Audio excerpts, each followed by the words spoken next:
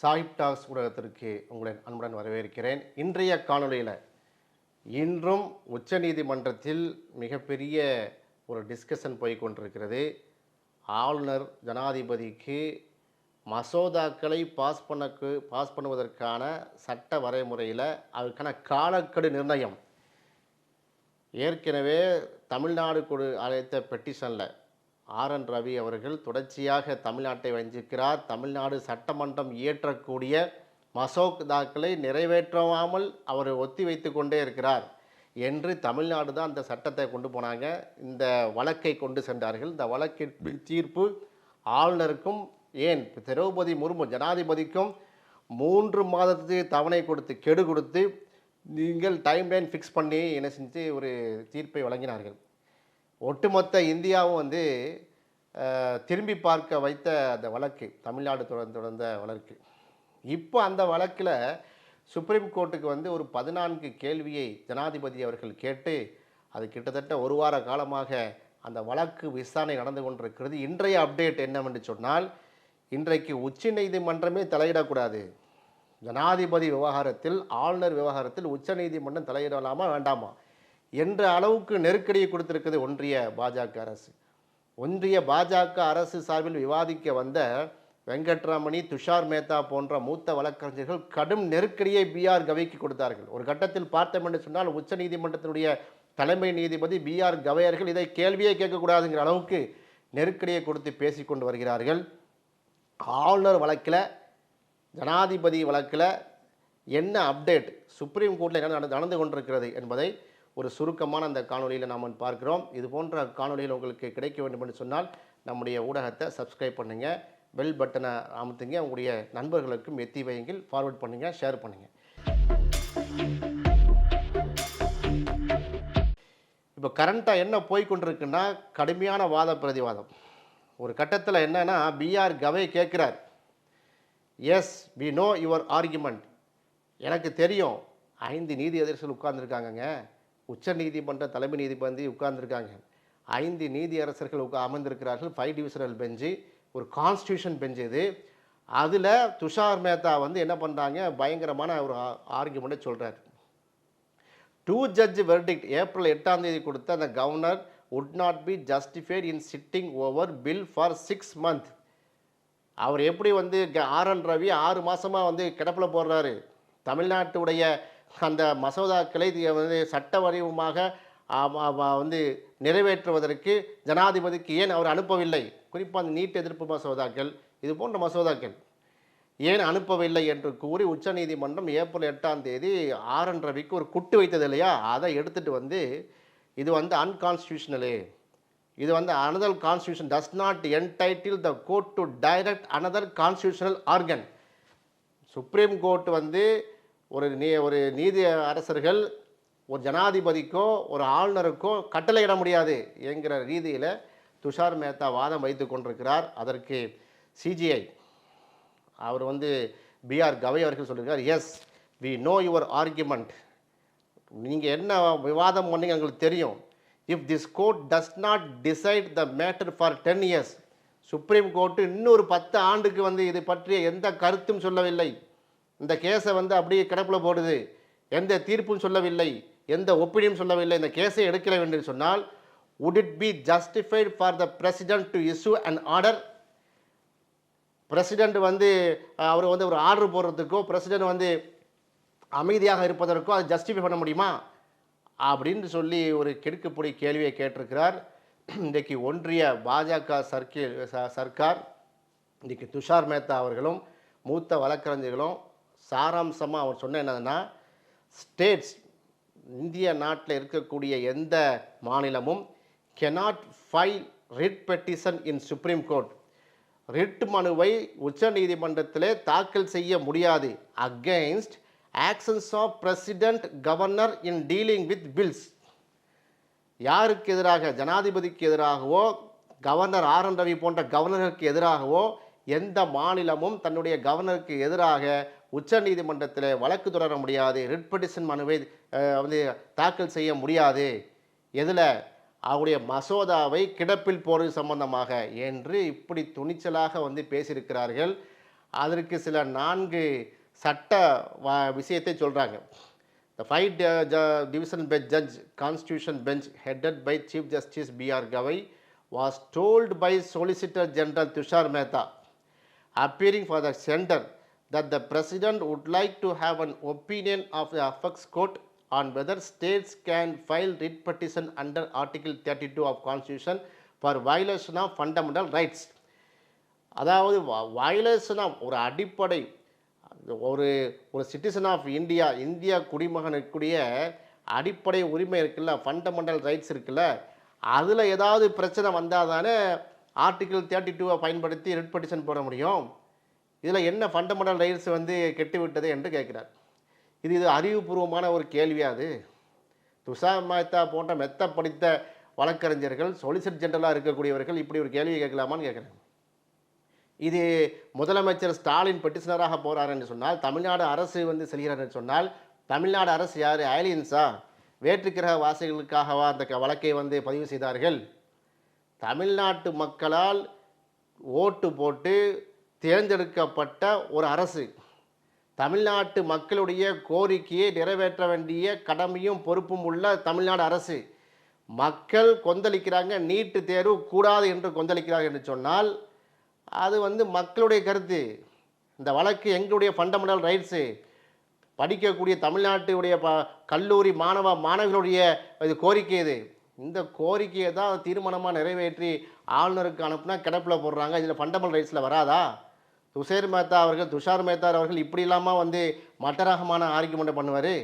அதில் பார்த்தீங்கன்னா article 361 of constitution which says the president or the governor will not be answerable to any court for the excess and performance of the power and duties of his office for any act done. கான்ஸ்டியூஷனில் 361 கவர்னருக்கு ஒரு சில பவர்கள் கொடுக்கப்பட்டிருக்குது, பிரசிடென்ட்களுக்கு சில power கொடுக்கப்பட்டிருக்கு. அவர்கள் எந்த கோர்ட்லேயும் என்ன செய்ய தேவையில்லை, எந்த சாட்சியும் சொல்ல தேவையில்லை, எந்த விதமான ஆன்சர் பண்ண தேவையில்லை. ஆமாம், எதுக்கு? கவர்னர் மேலே என்ன செய்யக்கூடாது, சும்மா என்ன அடிச்சுட்டான், முடிச்சுட்டான், வெட்டிட்டான், குத்திட்டான்னு என்ன செய்ய முடியாது, ஒரு வழக்கு தொடர முடியாது. அந்த சட்ட பாதுகாப்பு அவருக்கு இருக்கிறது. கான்ஸ்டியூஷனை உடைக்கிறார் என்று சொன்னால், ஒரு ஜனாதிபதியோ ஒரு கவர்னர் பதவியில் இருப்பவர்களோ இந்திய இறையாமைக்கு எதிராக பேசினால், கான்ஸ்டியூஷன் ஆஃப் இந்தியா என்று சொல்லக்கூடிய இந்த இந்திய அரசியலமைப்பு சட்டத்தை குழி தோண்டி புதைக்கும் விதமாக செயல்பட்டால் அப்பவும் cannot be ஆன்சரபிளா?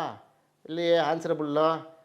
அதில் அட்வைஸ் ஒப்பீனியன் சுப்ரீம் கோர்ட்டுடைய நீதியரசர்களுக்கு கொடுக்கலாமே, அதுக்கு சட்ட வரைமுறை இருக்கிறது. அப்போ இதெல்லாம் பார்த்தீங்கன்னா அவர் மீண்டும் மீண்டும் துஷார் மேத்தா அவர்கள் பாஜகவுடைய ஸ்போக்ஸ் பர்சனாக பேசி கொண்டிருக்கிறார். அவர் சொல்கிறாரு, justice Suryakant, Vikram Nath, PS Narasimha, AS சந்துர்கார், இவங்கெல்லாம் பழைய நீதியரசர்கள். அவங்க உட்கார்ந்த டிவிஷன் பெஞ்சில் தீஸ் கொஸ்டின்ஸ் வந்துச்சான். இது மாதிரி பிரசிடென்ட் ஒப்பீனியன் என்ன பண்ணலாமா? She would like to have the view of the court to know exact legal position என்ன அப்படின்னு கேட்டாங்களாம். அதற்கு என்ன சொன்னாங்களாம் அவங்கெல்லாம், president cannot be filed as it is not maintainable. அதாவது action against governor and president, ஒரு கவர்னருக்கு எதிராகவோ ஒரு ஜனாதிபதிக்கு எதிராகவோ இந்த மாதிரியான ஒரு குற்ற வழக்கு ஃபைல் பண்ணான்னா அதில் முடியாது, மெயின்டைன் கிடையாது, ஆர்டிகிள் 32 பண்ண முடியாது என்று சொல்கிறார்களாம். என்ன ஆர்டிகிள் 32ங்கிறீங்க? ஆர்டிகிள் 32 இன்றைக்கி தான் இந்தியன் கான்ஸ்டியூஷனில் இருக்குதா? B.R. அம்பேத்கரை புரட்சியாளர் அம்பேத்கர் 1950 கான்ஸ்டியூஷனை வரைவு செய்து முடிக்கும் போது இந்த ஆர்டிகிள் இருக்கிறது. அது என்ன சொல்கிறது? ரைட் டு கான்ஸ்டியூஷனல் ரெமடிஸில் வருது. ஆர்டிகிள் 32 என்னென்னா, அதாவது this article allows any citizen to directly approach the supreme court to enforce their fundamental rights through writ petition. ஆமாம், அதானே சொல்லுது. ஆர்டிக்கிள் பிரிவு 32 இந்திய அரசியல் சட்டத்தினுடைய பிரிவு 32 இந்தியாவில் வாழக்கூடிய ஒவ்வொரு குடிமகனுக்கும் தன்னுடைய ஃபண்டமெண்டல் ரைட்ஸ் பாதிக்கப்படும் என்று சொன்னால் என்ன செய்யலாம்? நேரடியாக சுப்ரீம் கோர்ட்டில் வழக்கு தொடரலாம், ரிட் பெட்டிஷன்லாம் போடலாம் சொல்லுது. அதன் அடிப்படையில் தமிழர்களுடைய கோடான கோடி தமிழர்கள், 7 கோடி 8 கோடி தமிழர்களுடைய வாழ்வாதாரம் சம்பந்தமானது, அடிப்படை உரிமை சம்பந்தமானது, அதற்கு எதிராக எதற்காக ஆர்என் ரவி அவர்கள், கவர்னர் ஆர்என் ரவி அவர்கள் வந்து எங்களுடைய ஃபண்டமெண்டல் ரைட்ஸை, அடிப்படை உரிமையை சிதைக்கிறார் என்று நாங்கள் கருதுகிறோம். நாங்கள் சொல்கிறத வந்து என்ன செய்ய ஏற்றுக்கொண்டு தமிழ்நாடு அரசு என்ன செய்கிறது, அரசின் சார்பாக செய்கிறது. 7 கோடி பெட்டிஷனாக போட முடியும், ஒரு பெட்டிஷன் போட்டிருக்காங்க. அதில் வந்து ஃபண்டமெண்டல் ரைட்ஸ் வந்து பாதிக்கப்படலன்னு சொல்கிறதுக்கு துஷார் மேத்தா யார்? ஃபண்டமெண்டல் ரைட்ஸ் பாதிக்கப்படுதே, இதெல்லாம் வந்து எங்களுடைய வாதமாக இருந்துச்சு. அதைத்தானே வந்து ஏற்கனவே உள்ள டிவிஷன் பெஞ்சில் ஏப்ரல் 8ஆம் தேதி அது கருத்தில் கொண்டு ஆமாம் போடலாம் சொல்லி டைம் லைன் ஃபிக்ஸ் பண்ணாங்க. அப்போ எப்படிப்பட்ட வாதங்கள்? அடுத்தது பார்த்தீங்கன்னா article 143 president's power to seek advisory opinion. ஆமாம், பவர் இருக்குது, அட்வைசரி ஒப்பீனியன் சீக் பண்ணலாம். அதுக்கு என்ன மீனிங்? அது President of India may refer any question of law or fact of public importance to the Supreme Court for its advisory opinion. ஆனால் முர்மு அவர்கள் வந்து advice பண்ண மாதிரி தெரியலையே, அட்வைஸ் ஒப்பீனியனை கேட்ட மாதிரி தெரியலையே. என்னை யார் கேள்வி கேட்குறது? என்னை கேள்வி கேட்கும்போது சுப்ரீம் கோர்ட்டுக்கு என்ன ரைட்ஸ் இருக்கிறது? கான்ஸ்டியூஷனில் என்ன ப்ரொவிஷன் இருக்குது? இப்படிலாம் கேட்டிருக்காரு. பிஆர் கவை அவர்களை, உச்சநீதிமன்ற நீதியரசர்களை ஜனாதிபதி மிரட்டன் தொழிலெல்லாம் கேள்வி கேட்டிருக்காரு. உண்மையிலேயே திரௌபதி முர்முடைய கேள்வி கிடையாது, எங்களுக்கு தெரியும். பின்னாடி ஸ்கிரிப்ட் எழுதி கொடுத்தது நாக்பூர் ஸ்கிரிப்ட். நாக்பூர் ஸ்கிரிப்டில் வந்து திரௌபதி முர்மு அவர்கள் ஜனாதிபதி அவர்கள் கையெழுத்து போட்டு அனுப்பிவிட்டாங்க. ஆக ஆர்டிகிள் 32 இருக்கட்டும், எல்லாமே பார்த்தீங்கன்னா article 32 to challenge the inaction of governors president in the granting access to bill arguing that such delay violates the principle of democracy and the function of legislator. நீங்கள் இப்படி டிலே பண்ணுறது, ஆர்என் ரவி வந்து மசோதாக்களை ஊற போடுறது, இது டெமோக்ரஸி, இது democratic state வந்து மாநில சுயாட்சி ஃபெடரலிசத்துக்கு எதிரானது என்பதால் தான் தமிழ்நாடு அரசு வந்து என்ன செஞ்சு சுப்ரீம் கோர்ட்டுக்கு சென்றது. அதுபோல் president can formally refer this question under article 143 of one. இந்த கொஸ்டினை வந்து ஆர்டிகிள் 143(1) பயன்படுத்தி, அவருக்கு இருக்கக்கூடிய அந்த சட்ட வரைவை பயன்படுத்தி எப்படி திரௌபதி முர்மு அவர்கள் உச்சநீதிமன்றத்தை கேள்வி கேட்டாரோ, அதுபோல் தமிழ்நாடு அரசு தன்னுடைய வாய்ப்பை பயன்படுத்தி, ஃபண்டமெண்டல் ரைட்ஸை பயன்படுத்தி ஆர்டிகிள் 32 கொஸ்டின் பண்ணுறாங்க, மனு செய்திருக்கிறார்கள், கேஸை போட்டிருக்காங்க. ஏன் கேஸ் போட்டு துடிக்கிறீங்க? கேஸு போட்டாச்சு, தீர்ப்பு வந்துட்டு அதில் ஒப்பீனியனுக்கு உட்காந்துட்டாங்க. நீங்கள் ஏன் கேஸ் போட்டீங்க, நீங்கள் ஏன் கேஸ் போட்டீங்கன்னு ஏன் சொல்கிறீங்க? கேஸ் போட்டாச்சு இல்லை, தீர்ப்பு வந்துட்டுல, உங்கள் ஆர்கியூமெண்ட்டை வைங்க. இல்லை ஆர்என் ரவி வந்து கரெக்டாக செஞ்சுருக்காரு, அவர் டிலேலாம் பண்ணலாம் அப்படி சொல்லுங்கள். அப்படி பார்த்தீங்கன்னா கவர்னருக்கு பவர் இருக்கிறது, பிரசிடெண்ட்டுக்கு பவர் இருக்குங்கிறார் துஷார் மேத்தா. அதுக்கு சட்டமுறை சொல்கிறார் ஆர்டிகிள் 200 அடிப்படையில் அக்சன்ட் டு பில் பை கவர்னர். அவர் சொல்கிறார் என்னன்னா, கிவன் அக்சன்ட் பில் பிகம் லா. ஒரு மசோதா வந்து சட்டமாக நேரத்துக்கு அவர் என்ன செய்யலாம்? அவர் வந்து ஒப்புதல் அளிக்கலாம். வித் ஹோல்ட் த அசன்ட், அவர் ஒப்புதலை வந்து நிறுத்தி வைக்கலாம். ரிட்டர்ன் த பில், திருப்பி அனுப்பலாம். If not a money bill for reconsideration. Money பில்லே நிறுத்தி வச்சிருக்கிறாரு. ஒன்றிய அரசிற்கு நாங்கள் வந்து இது கேட்குறோம், நிதியை தாருங்கள் என்று கேட்டால் பிஎம்சிடி ஃபண்டாக இருக்கட்டும், கல்விக்கான நிதியாக இருக்கட்டும், அதுபோல் நேஷ்னல் டிசாஸ்டர் ரெக்கவரி ஃபண்ட், தேசிய பேரிடர் மேலாண்மை நிதியிலேருந்து தாங்கன்னு கேட்டால் அதை வந்து அனுப்புனாரா? எத்தனை மசோதாக்கள் நிறைவேற்றி விட்டோம் தமிழ்நாடு அரசு, அதெல்லாம் அனுப்பி வைக்கலையே. ரிட்டர்ன் த பில், மணி பில்லாக இருந்தால் ரிட்டர்ன் பண்ண முடியாது, அந்த மணி பில்லை ரிட்டர்ன் பண்ணியிருக்காரு, அமைதியாக வைத்திருக்கார், அதெல்லாம் அஃபென்ஸு. அப்போ அது மாதிரி reserve the bill for the consideration for the president. இப்போ இதெல்லாம் வந்து டைம் லைன் ஃபிக்ஸ் பண்ணதுக்கு இல்லை, அவருக்கு டைம் லைன் ஃபிக்ஸ் பண்ண சொல்லித்தான் வழக்கு போட்டிருக்கோம். அந்த வழக்கில் பிரேமபேசி இருக்க போய் தான் சுப்ரீம் கோர்ட் இந்த வழக்கை எடுத்தது. அதனால தான் வந்து நீதியரசர்கள் வந்து நல்ல வழக்கை படித்து பார்த்து விட்டு சட்டத்தை படித்து கரைத்து கொடுத்த நீதியரசர்கள் தான் என்ன செஞ்சாங்க, கவர்னர் இப்படி செய்யக்கூடாது, ஆர்என் ரவி ஆர்எஸ்எஸ் ரவியாக செயல்பட்டிருக்கிறார், ஆர்என் ரவி பாஜகவுடைய தலைவராக செயல்பட்டிருக்கிறார் என்று சொல்லித்தான் மண்டையில் குட்டி 3 மாதத்துக்குள்ளே நீங்கள் என்ன செய்யணும், பிரசிடென்ட்டும் சரி ஆர்என் ரவியும் சரி, நீங்கள் வந்து தமிழ்நாடு சட்டமன்றம் நிறைவேற்றக்கூடிய மசோதாக்களை நீங்கள் சட்டமாக ஆக்க வேண்டும் என்பதை தெளிவாக அவர்கள் சொல்லியிருக்கிறார்கள். அதுபோல் பார்த்தீங்கன்னா ஆர்டிகிள் 201 அது என்ன சொல்லுது, bills reserved for the president. அவருக்கு இந்த சில பவர் இருக்குது, பில்லை அக்செப்ட் பண்ணலாம், அவர் வித்ஹோல்டு பண்ணலாம், இதெல்லாம் இருக்கிறது. இது யாரும் மறுக்கலையே. நம்ம தமிழ்நாடு மக்களோ தமிழ்நாடு அரசோ வந்து கவர்னருக்கு எந்த பவருமே இல்லை சொல்லவே இல்லையே. அப்படி பிரசிடென்ட் ஆஃப் இந்தியா ஜனாதிபதிக்கு எந்த பவருமே இல்லை அப்படி சொல்லவே இல்லையேங்க. அப்படி சொல்லக்கூடிய அளவுக்கு நாங்கள் மடையர்களாக இருக்கிறோம் இல்லை. எனவே துஷார் மேத்தா அவர்கள் சும்மா வந்து அங்கே நின்றுக்கிட்டு ஜம்பம் அடித்துக்கிட்டு பிஆர் கவை அவர்கள் நியாயமான முறையில் நீதியான முறையில் இந்த வழக்கை கையாளுகிறார் என்பதால் அவருக்கு அழுத்தம் கொடுக்கும் முகமாக நிறைய பேசுகிறாங்க. Governors and the president not acting within a reasonable time creates a constitutional deadlock என்று சொல்கிறார் பிஆர் கவை. கவர்னரும் ஆர்என் ரவி அவர்களும் திரௌபதி முர்மு அவர்களும் தமிழ்நாட்டு விஷயத்தில் அவங்க not acting within a reasonable time, ஒரு குறிப்பிட்ட காலக்குழுக்கில் அவங்க வந்து சட்டத்தை பாஸ் பண்ணியிருக்காம ஏன் 2 வருஷம் ஊற போடுறீங்க, 2 வருஷம் டிலே பண்ணதுக்கு என்ன காரணம், ஏன் அமைதியாக இருக்கிறீங்க? கடந்த டிவிஷன் பெஞ்சாக தான் கேட்டாங்க. ஒன்று சரி என்று சொல்லுங்கள், சரி என்று சொல்லி தமிழ்நாட்டுடைய மசோதாவை சட்டமாக்குங்கள், அல்லது தப்பாக இருக்குது இது திருத்தி கொண்டு வாங்க அப்படியே சொல்லுங்கள், திருப்பி அனுப்புங்க. 2மே செய்யாமல் ஏன் அமைதியாக இருக்கிறீங்க? பல்கலைக்கழகத்தில் தமிழ்நாடு அரசால் நிறுவப்பட்ட, தமிழ்நாடு கவர்மெண்டால் நிறுவப்பட்ட, தமிழ்நாடு மக்களுடைய வரிப்பணத்தால் நிறுவப்பட்ட கல்லூரிகளுக்கு, பல்கலைக்கழகங்களுக்கு வேந்தர் யார் என்ற கேள்வி சுப்ரீம் கோர்ட் வரைக்கும் சென்று, இல்லை வேந்தர் வந்து முதலமைச்சர் தான். முதலமைச்சர்னா யார்? தமிழ்நாடு அண்டண்டு ஆளக்கூடிய முதலமைச்சர். கலைஞர் டைமில் கலைஞர், அம்மா இருந்த டைமில் ஜெயலலிதா அம்மையார், அதுபோல் கர்ம வீரர் காமராஜர் முதலமைச்சர் இருக்கு, கர்ம வீரர் காமராஜர். இப்போ ஸ்டாலின், எடப்பாடினா எடப்பாடியார், ஓபிஎஸ்னா ஓபிஎஸ். யார் முதல்வராக வர்றாங்களோ அவங்க தானே.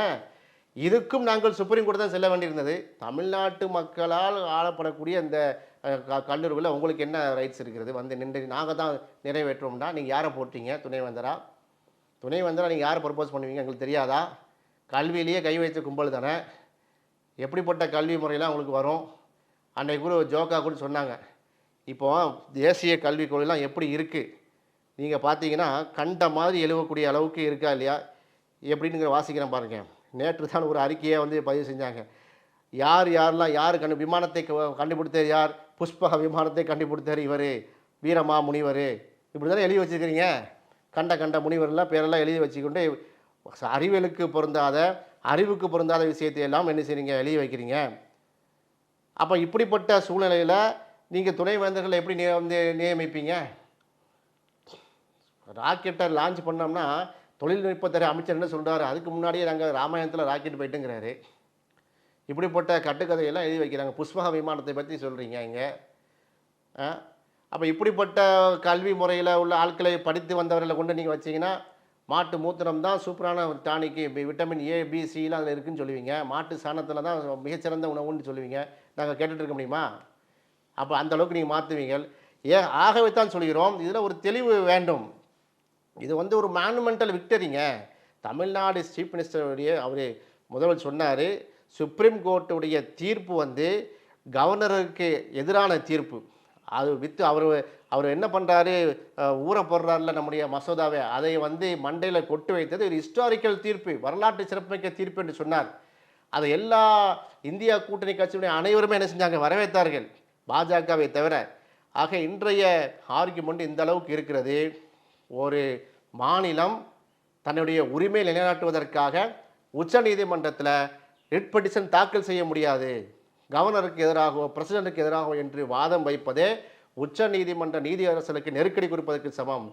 அது ஃபண்டமெண்டல் ரைட்ஸ் பாதிக்கப்படவில்லை என்று துஷார் மேத்தா ஒன்றிய அரசு சார்பாக விவாதிப்பது எந்த அளவுக்கு நீதித்துறையை இந்த பாஜக அரசு கட்டுப்படுத்துகிறது. ஏற்கனவே இடிஐக்கு வந்து தன் கைப்பையாக மாற்றிவிட்டது.